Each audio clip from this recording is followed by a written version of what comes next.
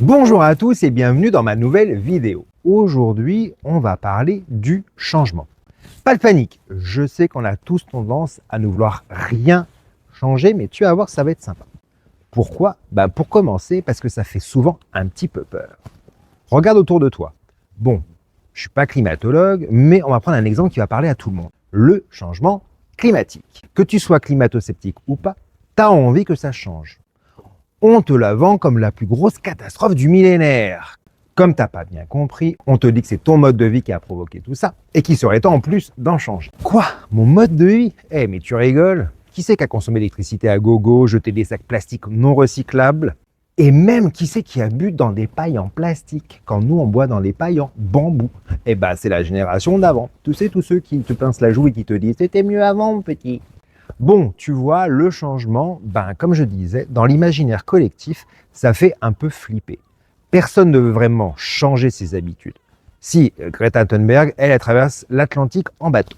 Pourtant, face à ces changements anxiogènes, il y en a qui t'envoient du rêve, des promesses, du monde meilleur.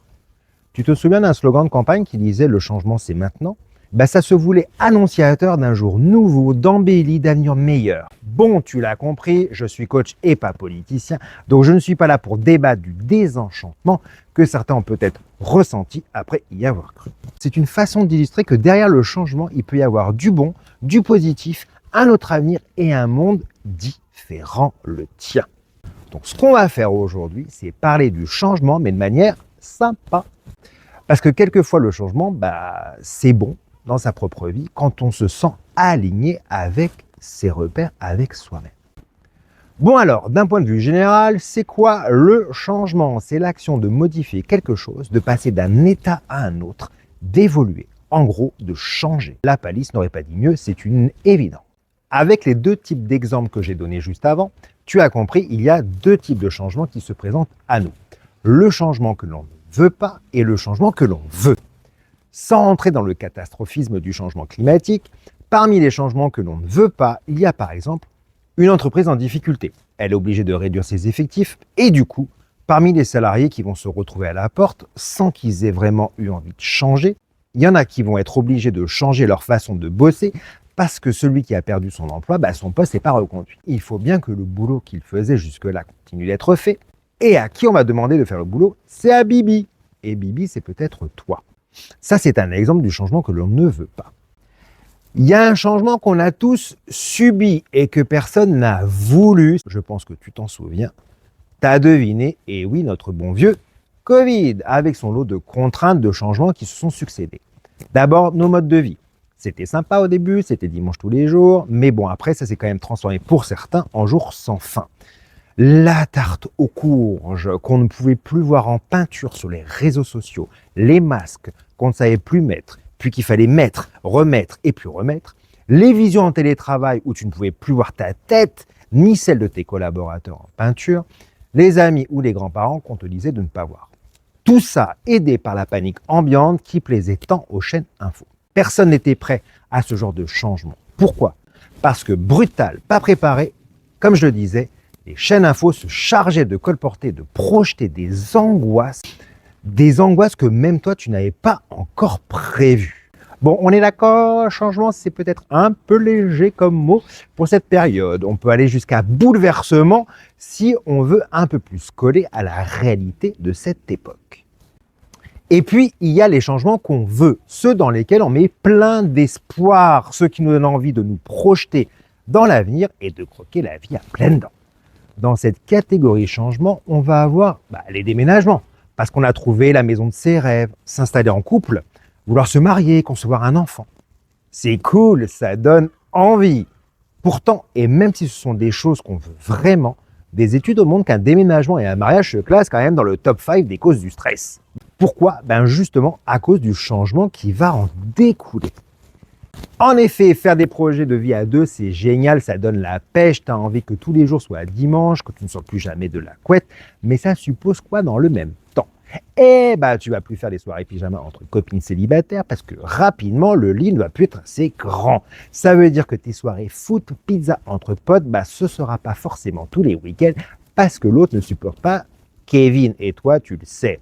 Donc, T'es cool, Kevin, mais tu le vois quand t'es tout seul, parce que tu sais que sinon, quand il commence à venir, te faire un petit bonjour, tu ne sais pas quand il va te faire un petit au revoir.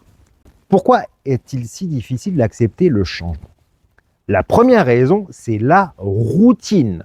Quand on s'est habitué à une chose, une personne, à un geste, c'est compliqué de s'en défaire. On retrouve ces habitudes ancrées par exemple chez les fumeurs et qui te disent qu'outre l'addiction, le geste de fumer leur manque. C'est l'enfant qui avant d'aller à la maternelle doit se séparer de son doudou. Puis la deuxième raison, c'est la peur de l'inconnu. Si je me mets en couple, est-ce que je vais avoir envie de faire les courses toutes les semaines?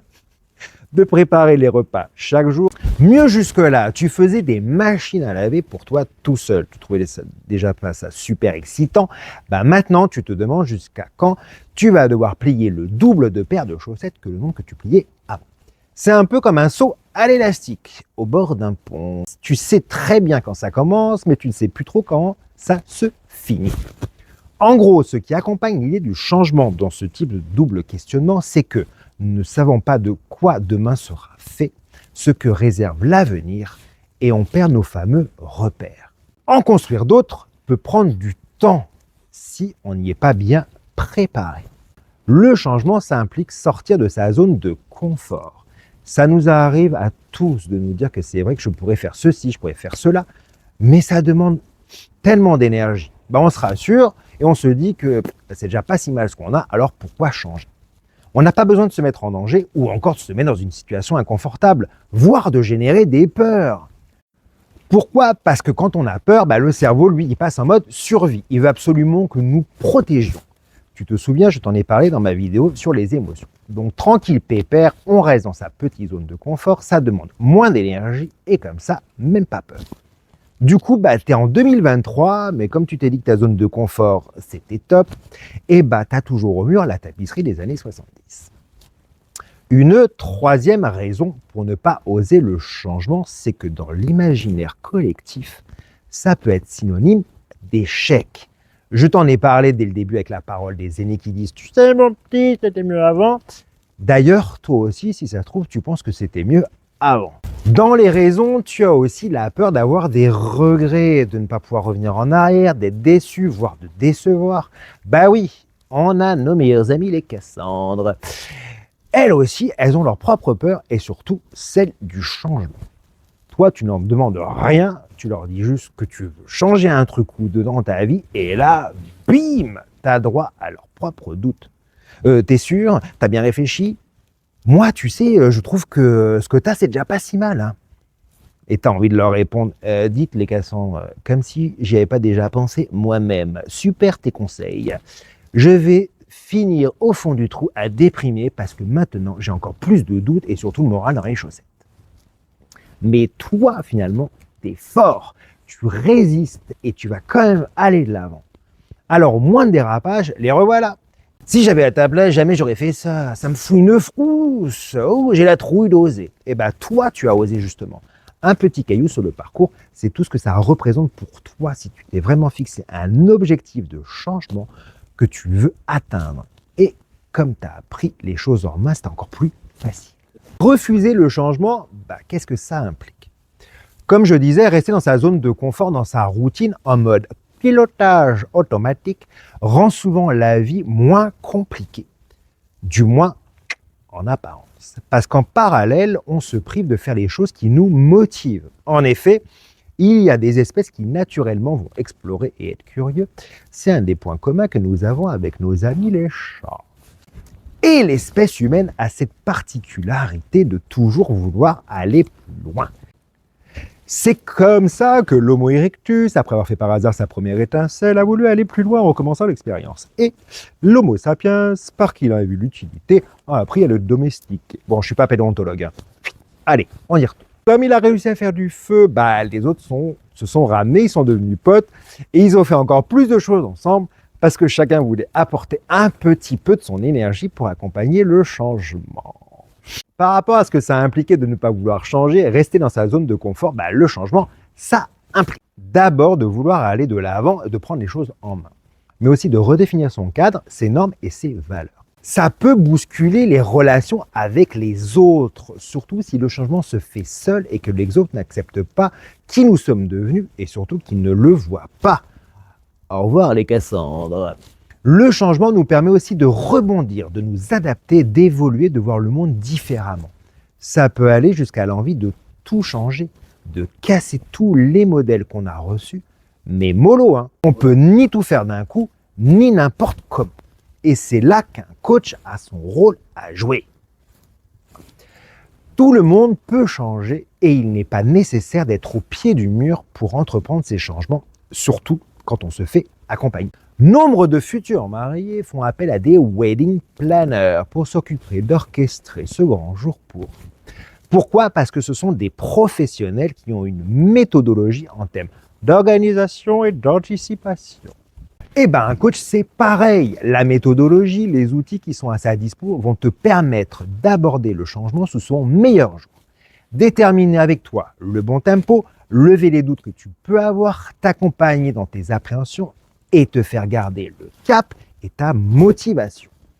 En effet, si on a envie de changement, c'est surtout pour être plus épanoui, parce qu'on a besoin de se réaliser, parce qu'on a besoin d'être soi-même.